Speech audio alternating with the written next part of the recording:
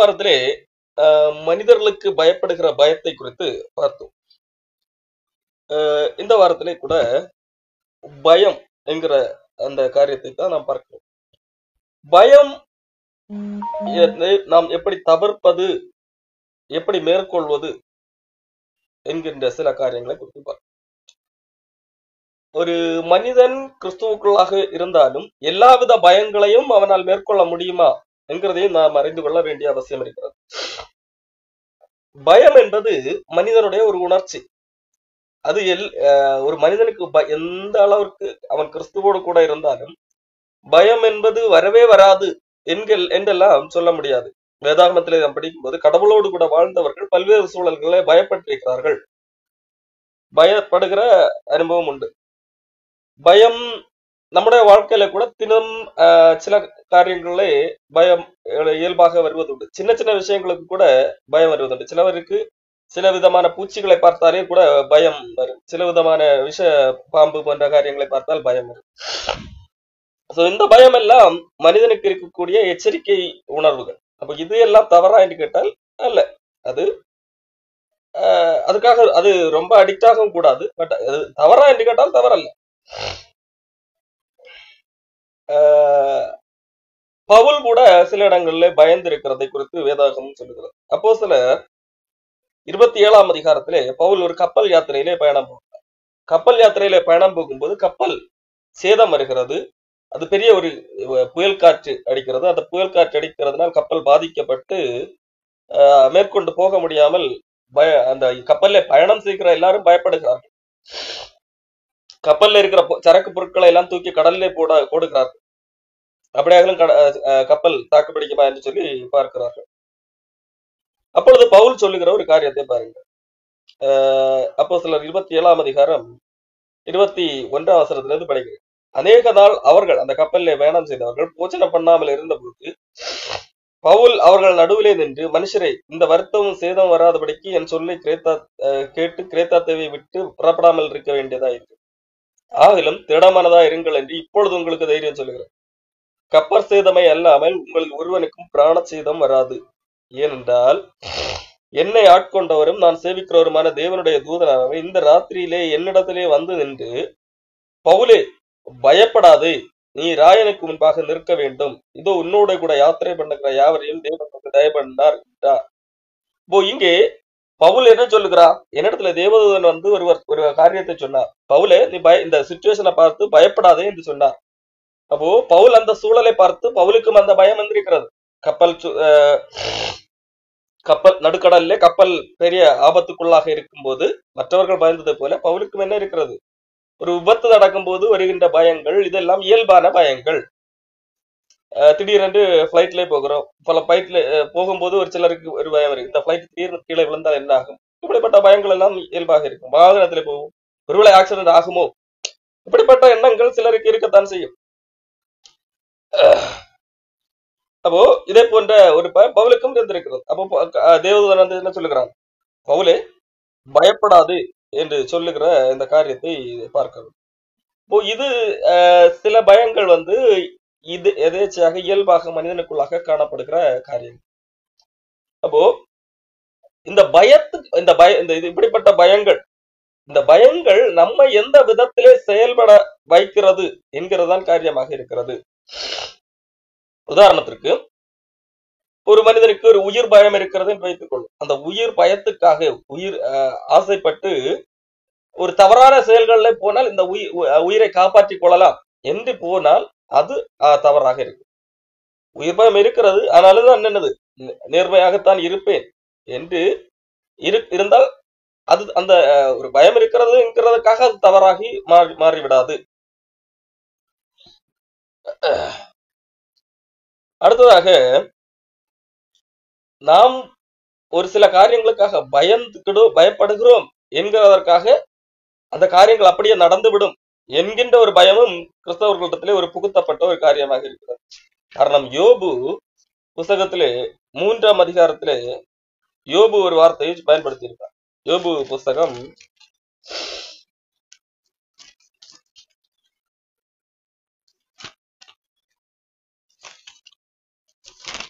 யோபு புஸ்தகம் 3ஆம் அதிகாரம் 25 யோபு சொல்லுவான், நான் பயந்த காரியம் எனக்கு நேரிட்டது, நான் அஞ்சினது எனக்கு வந்தது.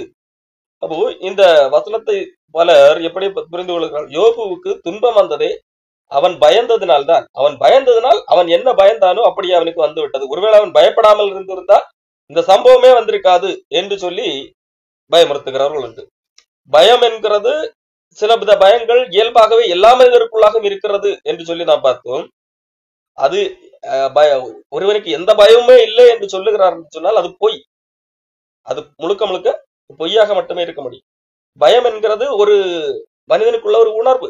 ஒரு மனிதன் எனக்கு கோபமே வராது என்று சொல்வது எப்படி பொய்யோ அதே போலதான் ஒரு மனிதன் எனக்கு பயமே வராது என்று சொல்வதும் பொய் தான். அப்போ அப்படிப்பட்ட சூழ்நிலையில மனிதன் ஒவ்வொரு நாளும் பல்வேறு காரணங்களுக்காக பயப்படுகிறவனாக இருப்பான். அது இல்லாம அந்த மனிதனுக்கு வந்து கொண்டிருந்தால் அவன் அதற்கு முன்பாக என்றைக்கோ செத்து போயிருக்க வேண்டும். காரணம் பல்வேறு விதங்களிலே மனிதர் ஐயோ நான் இப்படி இந்த ஒரு எனக்கு தெரிந்த அநேகர் சொல்லி கேட்டிருக்கிறேன். பிளைட்ல போய் கொண்டிருக்கிறோம், இது கவிழ்ந்து விடுவோ என்று சொல்லி நான் பயப்பட்டிருக்கிறேன் என்றெல்லாம் சொல்வதுண்டு. ஒரு ஆக்சிடென்ட் செய்தியை ஒருவர் கேள்விப்படும் போது, வாகனம் ஓட்டிக்கொண்டிருக்கும் போது அந்த செய்தியை கேள்விப்படும், நம்முடைய வண்டியும் ஆக்சிடென்ட் ஆகுமோ என்று பயப்படுகிறவர்கள் உண்டு. அதற்காக அதெல்லாம் அப்படியே நடக்குமா என்று கேட்டால் நடக்கிறதில்லை. வேதாகமத்திலே கூட பார்க்கும்போது ராஜாக்கள் புஸ்தகத்திலே எலியா என்கின்ற தீர்க்கதரிசி அவன் பயப்படுகிறான். இசபேலுக்கு பயந்து ஓடுகிறான். ஒரு செடியின் கீழாக இருந்து கொண்டு ஐயோ எனக்கு உயிர் போனா பரவாயில்லை என்று சொல்லி அவன் நான் மரித்து போவதை விரும்புகிறவனாக இருக்கிறான். பயந்து போய் அப்ப அதற்காக அவன் பயந்து விட்டான் என்கிறதற்காக கடவுள் அவனுடைய உயிரை எடுத்தாரா? இல்லை. இன்னும் வேதம் சொல்லுகிறது அவனை கடவுள் எடுத்துக்கொண்டார் என்று சொல்லி. அதாவது அவன் மரித்து போகவில்லை என்று சொல்லி வேதம் சொல்லுகிறார்.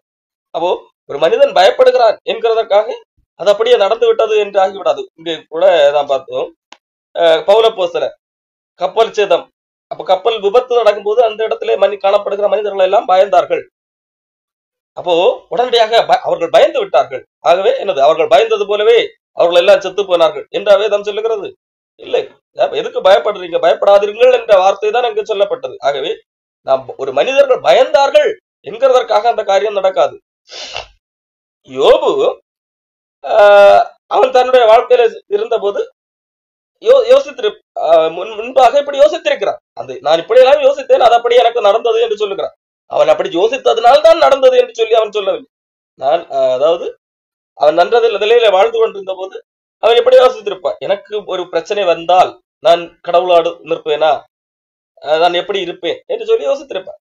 இது சாதாரணமாக மனிதர்கள் தங்களுக்குள்ளாக சோதனை செய்யும் போது கூட இந்த படிப்பட்ட காரியங்கள் உண்டு. எங்கேயாகிலும் கடவுளுக்காக நிற்கும் போது சிலர் கொல்லப்படுவது உண்டு. அப்படிப்பட்ட கொல்லப்படுகிற அந்த செய்திகளை கேள்விப்படும் போது இதை போன்ற சிச்சுவேஷன் எனக்கு வந்தால் என்னால் இப்படி நிற்க முடியுமா என்று சொல்லி ஒரு சிந்தனை செய்வது உண்டு அல்லவா? இப்படிப்பட்ட சூழ்நிலை எனக்கு வருமோ என்றெல்லாம் எண்ணம் வருவதுண்டு. அதற்காக அப்படி எண்ணுகிறவர்கள், அப்படி பயப்படுகிறவர்கள் எல்லாருக்கும் அதே சூழ்நிலை வருகிறதா என்று கேட்டால் இல்லை. சிலருக்கு வரும், சிலருக்கு வராமல் இருக்கு. ஆகவே நான் இப்படி எண்ணுகிறேன், இப்படி பயப்படுகிறேன் என்கிறதற்காக ஒரு விஷயம் ஒரு மனிதனுக்கு வருவதில்லை. அப்படி எண்ணுகிறவர்களுக்கு வராமலும் இருக்கிறார், அப்படி எண்ணாதவர்களுக்கு வரவும் செய்யலாம். ஆகவே இப்படிப்பட்ட பயம் தேவையில்லை, மனிதர்களுக்கு தேவையில்லை. அடுத்ததாக இந்த பயம் மனிதனை என்ன செய்யக்கூடாது என்று சொன்னால் தவறான வழிகளிலே நடத்தக்கூடாது. உதாரணத்திற்கு ஆதியாகமம் புஸ்தகத்திலே ஒரு மனிதனை அவனுடைய பயம் தவறான இடத்துக்கு நேராக நடத்திவிட்டது. ஆதியாகமம் புஸ்தகத்திலே 13ஆம் அதிகாரத்திலே 12ஆம் அதிகாரத்திலே கடவுள் ஆபிரகாமை பார்த்து உனக்கு அவர் இந்த நான் காண்பிக்கும் தேசத்துக்கு போ என்று சொல்லும் போது அங்கே போகிறார். அந்த இடத்துக்கு போன உடனே இதுதான் நான் உனக்கு தருகின்ற தேசம் என்று சொல்லுவார். அந்த இடத்துல சுற்றி கொண்டிருக்கும் போது அவன் என்னது அடுத்து கொஞ்சம் கீழ்ப்பகுதி நோக்கி வந்து கொண்டிருக்கிறான். அந்த இடத்துல பஞ்சம் இருக்கிறது. பஞ்சம் வந்த உடனடியாக என்ன செய்கிறார், இங்க பஞ்சமாக இருக்கிறது, ஆகவே இந்த இடத்துல இருக்கக்கூடாது என்று சொல்லி அடுத்து எகிப்து தேசத்துக்கு போக வேண்டும் என்று சொல்லி திட்டமிடுகிறார். அதன்படியாக எகிப்து தேசத்துக்கு போக, அந்த எகிப்து தேசத்தை பற்றி அவனுக்கு நன்றாக தெரியும். அங்கே உள்ளவர்கள் மோசமானவர்கள் என்கிறதான் இந்த ஆபிரகாமுடைய எண்ணம். எகிப்தில் உள்ளவர்களை பற்றிய ஆபிரகாமுடைய எண்ணம் என்னவென்றால், ஆதியாகமம் 12ஆம் அதிகாரம் 11ஆம் வசனம். அவன் எகிப்துக்கு சமீபமாய் வந்தபோது தன் மனைவி சாராயை பார்த்து, நீ பார்வைக்கு அழகுள்ள ஸ்திரீ என்று அறிவேன். எகிப்தியர் உன்னை காணும்போது இவள் அவனுடைய மனைவி என்று சொல்லி என்னை கொன்று போட்டு உன்னை உயிரோட வைப்பார்கள். ஆகையால் உன் நிமித்தம் எனக்கு நன்மை உண்டாகும்படி உன்னாலே நான் என் உயிர் பிழைக்கும்படிக்கும் நீ உன்னை என் சகோதரி என்று சொல் என்றான். அப்போ எகிப்தியர்களை குறித்த இந்த ஆபிரகாமுடைய எண்ணம் எப்படியாக இருந்தது? அவர்கள் மோசமானவர்கள். ஒரு பெண் அழகாக இருக்கிறாள் என்று சொன்னால் அவளை அவர்கள் எடுத்துக்கொள்வார்கள். அதற்காக அந்த பெண்ணுடைய புருஷனை கொள்வதற்கும் தயங்காதவர்கள் என்கிறதுதான் எகிப்து மக்களை குறித்து இந்த ஆபிரகாமுடைய எண்ணமாக இருந்தது. அவர்கள் உண்மையிலே அப்படியா என்று கேட்டால் கீழே வசனத்தை பார்க்கும்போது அப்படி தெரியவில்லை அந்த காலத்தில். ஆனால் இவன் அவர்களை குறித்து அப்படியேதான் பயந்து கொண்டிருந்தான். ஆகையால் அவன் செய்கிற காரியம் என்ன? அந்த பயத்திலிருந்து தப்புவதற்கு பொய் சொல்ல வைக்கிறான். பயம் ஒரு மனிதனை என்ன செய்ய வைக்கிறது? பொய் சொல்ல வைக்கிறது. சரி, இப்படி அவர்களை குறித்து அப்படி எண்ணம் இருக்கிறது தானே. அப்படி ஆனால் அப்படிப்பட்ட எண்ணம் இருந்தால் அந்த இடத்திற்கு அப்படிப்பட்ட மோசமான மனிதர், ஆபிரகாமுடைய பார்வையிலே எகிப்து மக்கள் அப்படிப்பட்ட மோசமான நிலையில இருக்கிறார். அப்படியானால் அப்படிப்பட்ட இடத்திற்கு இவன் போகாமல் தவிர்த்திருக்க வேண்டும். காரணம், கடவுள் என்று சொன்னார், அந்த கானான் தேசத்தை கண்டித்து இதுதான் நான் உனக்கு தருகிற தேசம் என்று சொன்னார். அவன் அங்கே இருக்க வேண்டும். அங்கிருந்து முதலாவது எகிப்துக்கு வந்ததே தவறு. அப்போ அங்கே பஞ்சம் வந்து விட்டது என்கிறதற்காக கடவுள் இந்ததான் உனக்கு தருகிற தேசம் என்று சொன்னதையும் மீறி எகிப்து தேசத்துக்கு வருகிறார். அப்போ அதுவே என்னது தவறு. அப்போ வந்த பிறகும் பயப்படுகிறான் என்று சொன்னால் பயம் ஓகே, பயம் தவறல்ல. ஆனால் அந்த பயத்துக்கு எதிராக எடுக்கிற டிசிஷன் இருக்கிறது அல்வா, அது மிக தவறாக இருக்கிறது. ஒருவேளை அந்த பயம் வருகிறது என்று சொன்னால் என்ன செய்திருக்க வேண்டும்? இப்படிப்பட்ட இடத்துக்கு போய் சம்பாதிப்பதை காட்டிலும் நாம் என்ன செய்வோம், கொஞ்சம் வசதி குறைவாக இருந்தாலும் கடவுள் சொன்ன இடத்துக்கே திரும்பி போய் விடுவோம் என்று சொல்லி போயிருக்க வேண்டும். ஆனால் இவன் அந்த இவனுக்கு என்னது, எகிப்திலே போனால் செழிப்பாக இருக்கலாம் என்கின்ற எண்ணம் உண்டு. காரணம், எகிப்தை குறித்து வேதம் சொல்லுகிறது அது ஏதேன் தோட்டத்தை போல என்று சொல்லி ஒப்பீடு செய்கிறது. ஆதியாகமம் புஸ்தகம் 13ஆம் அதிகாரத்திலே சோதம் குமாரா பட்டணத்தை அதனுடைய செழிப்பை கூறுவதற்காக வேதாகம் பயன்படுத்துகிற வார்த்தையை பாருங்கள். ஆதியாகமம் 13:10. லோத்து தன் கண்களை ஏறெடுத்து பார்த்து யோர்தான் நதிக்கு அருகான சமூக நீர்புறத்தில் இருக்கதா கண்டார். கர்த்தர் சோதோமையும் குமோரவையும் அழிக்கும் முன்பே சோவாருக்கு போகும் வழி மட்டும் அது கர்த்தருடைய தோட்டத்தை போல. கர்த்தருடைய தோட்டம் என்றால் ஏதேன் தோட்டம், ஆதியிலே உண்டாக்குற தோட்டம், செழிப்பாக கடவுள் உருவாக்குற தோட்டம் செழிப்பாக இருந்தது சொல்லுவோம்ல.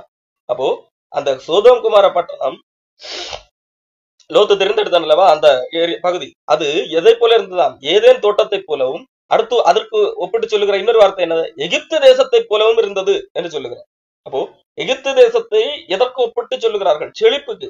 ஆகவேதான் ஆபிரகாம் எகிப்துக்கு நேராக வருகிறான். கடவுள் இருக்க சொன்ன இடத்தை, அந்த தேசத்தை விட்டு விட்டு எகிப்துக்கு வருவதற்கு காரணம் என்ன? செழிப்பு. அப்போ செழிப்பை தேடி வரும்போது பயமும் தொற்றிக் கொள்ளுகிறது. பயம் தொற்றிக் கொண்ட போது அவன் என்ன முடிவெடுத்திருக்க வேண்டும்?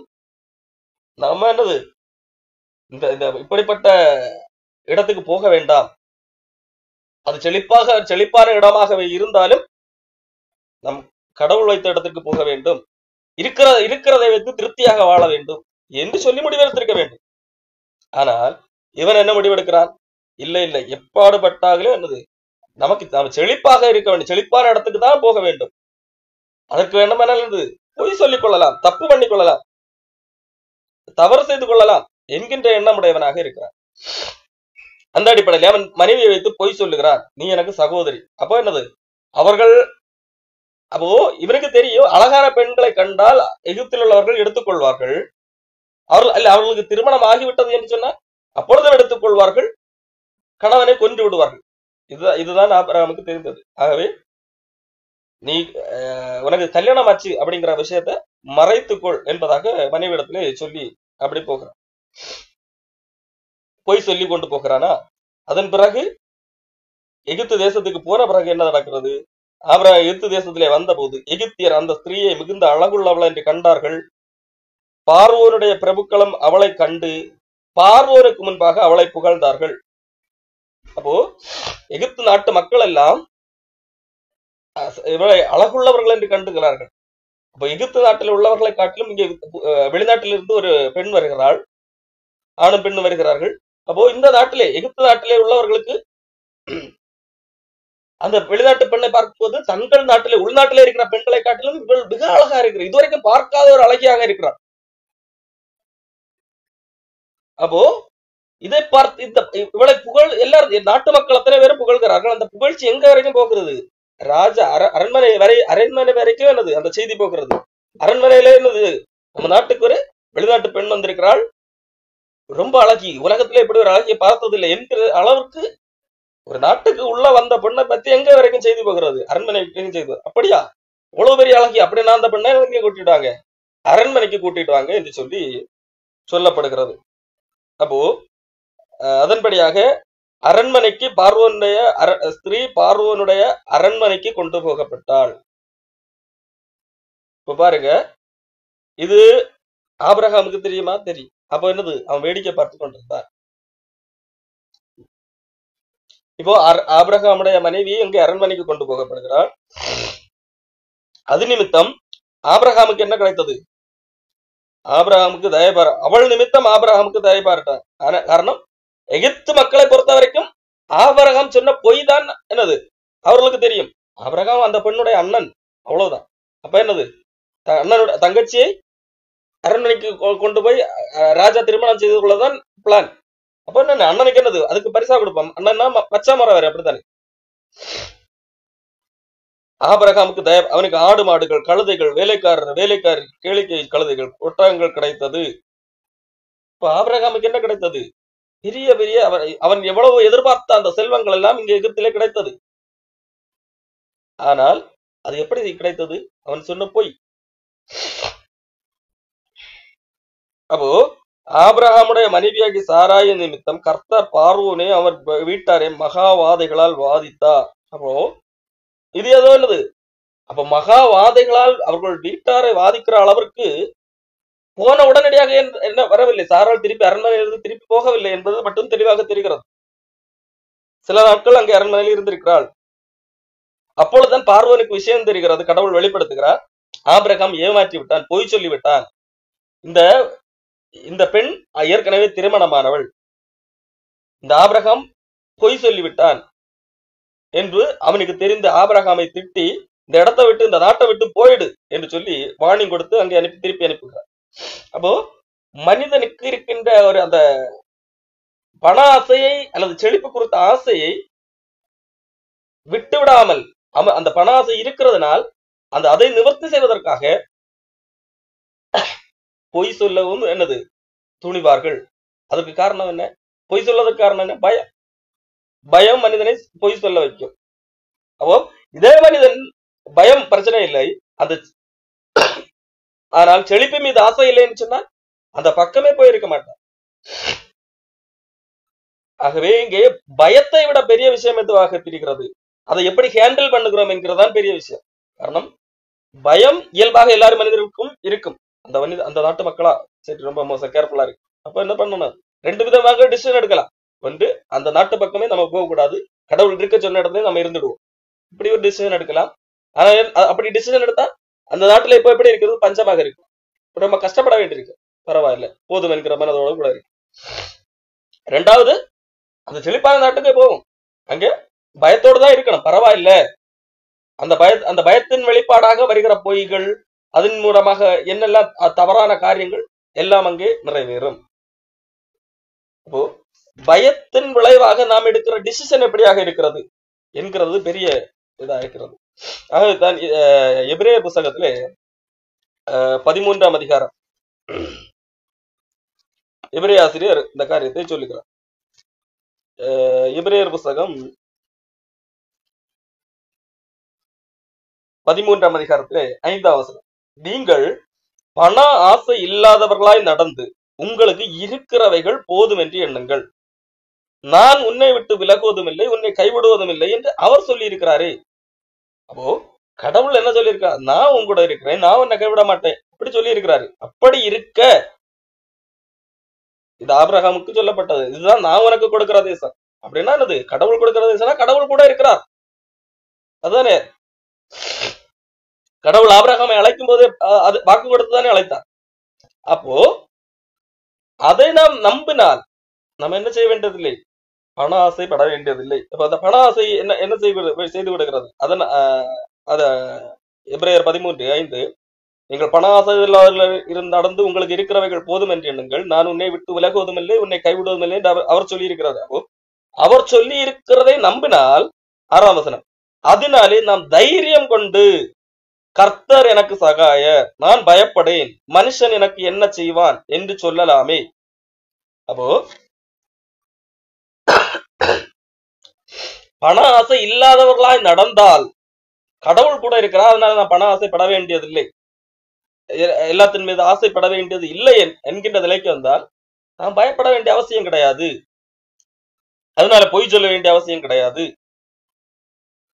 என்று சொல்லி நான் தைரியமா இருக்கலாம். என்ன வந்தாலும் தைரியமா இருக்கலாம். கர்த்தர் எனக்கு சகாய, கர்த்தர் எனக்கு உதவி செய்கிறவர், நான் பயப்பட, மனுஷன் எனக்கு என்ன செய்வான் என்று சொல்லலாமே. அதே வேளையில பண ஆசை இருந்தால் பயம் தொற்றிக் கொள்ளும். காரணம், அங்கே கடவுள் இல்லை. கடவுள் இருக்கின்ற போது பண ஆசை இருக்க வேண்டிய அவசியம் இல்லை, ஆகவே பயம் இருக்க வேண்டிய அவசியம் இல்லை. பயம் என்பது மேலோட்டமான பயம் இருக்கலாம், ஆனால் ஆழ்மனதிலே அந்த பயம் என்னது இருந்தாலும் எனக்கு பிரச்சனை கிடையாது என்கிறதா. அதனாலே நாம் தைரியம் கொண்டு கர்த்தர் எனக்கு சகாய, நான் எவ்வளவு இதே காரியத்தை அதை ஆபிரகாமுடைய அந்த சம்பவத்தோடு ஒப்பிட்டு பார்த்தால், ஆபிரகாமுக்கு கடவுள் கொடுத்த அந்த தேசம், அங்கிருந்து கொஞ்சம் கீழே வரும்போது அங்கே பஞ்சம் இருக்கிறது.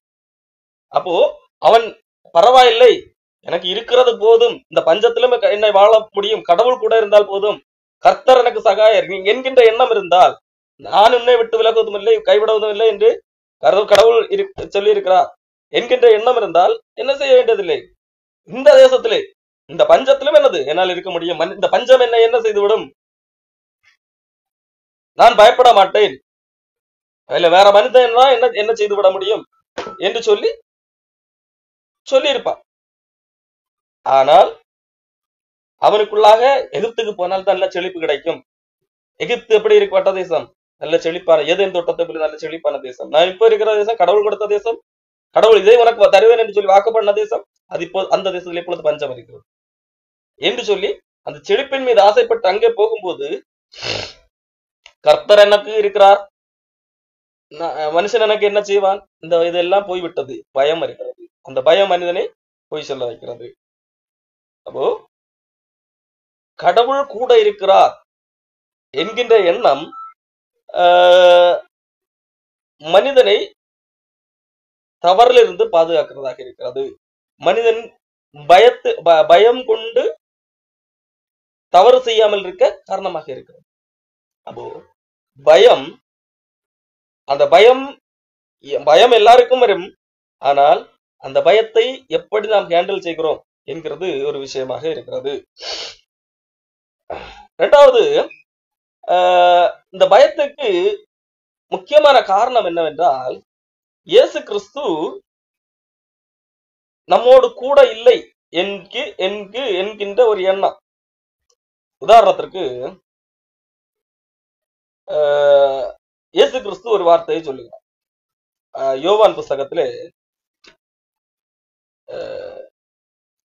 14ஆம் அதிகாரத்திலே தன்னுடைய சீடர்களை கூப்பிட்டு சொல்லுகிறார், உங்கள் இருதயம் கலங்காதிருப்பதாக, தேவனிடத்தில் விசுவாசமாக இருங்கள், என்னிடத்திலும் விசுவாசமாக இருங்கள் என்கின்ற அந்த காரியத்தை எல்லாம் சொல்லுகிறார்.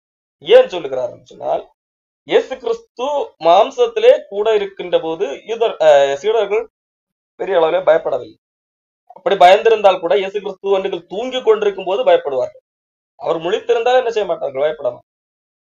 கப்பல்ல போகும்போது கூட இயேசு தூங்கி கொண்டிருந்தார். ஐயோ உமக்கு கவலை இல்லையா, நாங்கள் அவர்களை பொறுத்த வரைக்கும் இயேசு கிறிஸ்து மாம்சத்திலே எப்பொழுதும் தங்களோடு கூட விழித்திருந்தால் அவர்களுக்கு கவலையே கிடையாது. அதே வேளையில் இயேசு கிறிஸ்து தூங்கி கொண்டிருந்தாலோ அல்லது தங்களோடு கூட இல்லை, இயேசு கிறிஸ்து ஒரு முறை இல்லை, இவர்கள் மட்டும் தனியாக கடலிலே போய்விட்டார்கள், அப்பொழுது என்னது பயந்தார்கள். இயேசு கிறிஸ்துவை பார்த்தே பயந்தார்கள். இயேசு கிறிஸ்து நடுக்கடலை நடந்து வரும்போது ஐயோ பூதம் பூதம் என்று சொல்லி இயேசு கிறிஸ்துவை பார்த்தே பயந்தவர். இப்போ இயேசு கிறிஸ்து மாம்சத்திலே கூட இருந்தால் பயம் இல்லை என்கின்ற நிலையில தான் மக்கள் சீடர்களே இருந்தார். இயேசு கிறிஸ்து சிலுவையில அடிக்கப்படும் போது அவ்வளவு நாட்கள் கூட இருந்தவர் இல்லை. இப்பொழுது ஒட்டுமொத்தமாக பயந்தார். அதன் அடிப்படையில் தான் பேதுரு மறுதலித்தது கூட. அப்போ இது அதான் இந்த ஆண்டவர் முன்பே சொல்லுகிறார், நான் போகிறேன். அப்ப நான் என்னது, என்னைக்கும் மாம்சத்தின்படியே உங்களோடு கூட இருக்க முடியாது. இப்போ மாம்சத்தோடு கூட இருந்தால்தான் நீங்கள் நம்புவேன் கடவுள் கூட இருக்கிறார் என்கின்ற எண்ணம் கூடாது. கடவுள் நாம் காணக்கூடிய உருவத்திலே மாம்சத்திலே எப்பொழுதும் இருப்பவர் அல்ல. அவர் ஒரு நோக்கத்திற்காக வந்தார், அந்த நோக்கத்திற்காக மாம்சத்திலே இருந்தார். அதன் பிறகு பரத்துக்கு எடுத்துக் கொள்ளப்பட்டார்.